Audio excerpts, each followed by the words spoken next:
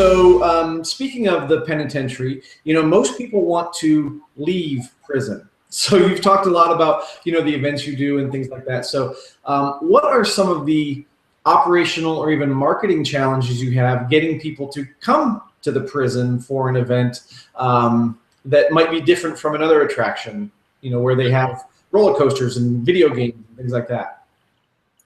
Well, it certainly is a challenge. There is a fascination with what people call dark tourism.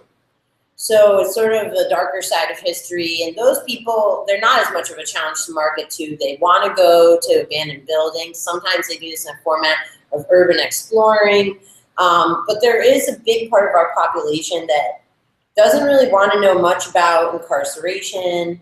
They don't want to come back here. So what we do is we try to think of all different ways to invite people. For example, sometimes people really want to connect with other people. So we have an event called the Alumni Reunion, where we invite former inmates and staff members to come, and they do a question and answer session with the public. Now, sometimes something like that is intriguing enough that people will come. They might live right down the street, have never come here ever before, but they hear about this event and they think, well, that's a real person, a real voice, not just maybe what the museum says, but they can hear that from a real person. So we think of all different ways to present the history. Also, I'd say right now is a unique time in that prison is something that people are fascinated with right now. Like Orange is the New Black is obviously huge and sort of bringing up a lot of issues of what are happening in prisons today.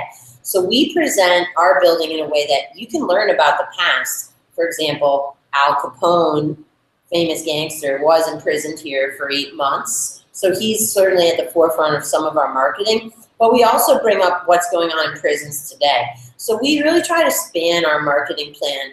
For it might be your general tourist who's in Philadelphia, they want to come by and see Al Capone's cell, or it could be someone who's maybe already lives in greater Philadelphia area and considers themselves to be more interested in academic style information. So we really try to reach a broad audience with all the different offerings that we have. We even have a weekend that we call Pets in Prison Weekend, where we do team up with an organization called New Leash on Life. They bring dogs in that have been trained by people who are currently incarcerated, but we also put history about what were animals like in this 11-acre building. Like, inmates did have birds as pets sometimes. They would just fly, and that would be their little feathered friend. Now, that event a lot of times is appealing to kids and families more because there's that pet, that animal connection. So we try to really think about what are different, offerings we can get to bring people into the building. And once they get here, they learn much more than they thought they ever would. Awesome. So I have two actually quick follow-up questions on that. First of all, what's your average length of stay when someone comes to the museum? Not during the not during the Halloween event. Length of stay, and then what are some common misconceptions that people have? Like, I never would have thought that the inmates had birds, and be able to make that connection with pets. Okay. Average length of stay at our museum is currently an hour and a half. So most people take the audio tour that's narrated by Steve Buscemi from Boardwalk Empire, and that's the fundamental part of that tour is about an hour long. Now, you can stay here all day long because there's also artist installations and you can sort of touch and go with different programming. Most people, about an hour and a half seems to be their length of stay. Your second question, misconceptions. Okay. Now, I'm not a tour guide, but what I hear most often as a misconception is about people think that the inmates were tortured. And you see this building that's very scary, and that's what a lot of times people want to know about that. They want to know about weapons, they want to know about shanks, they want to know about how are inmates punished.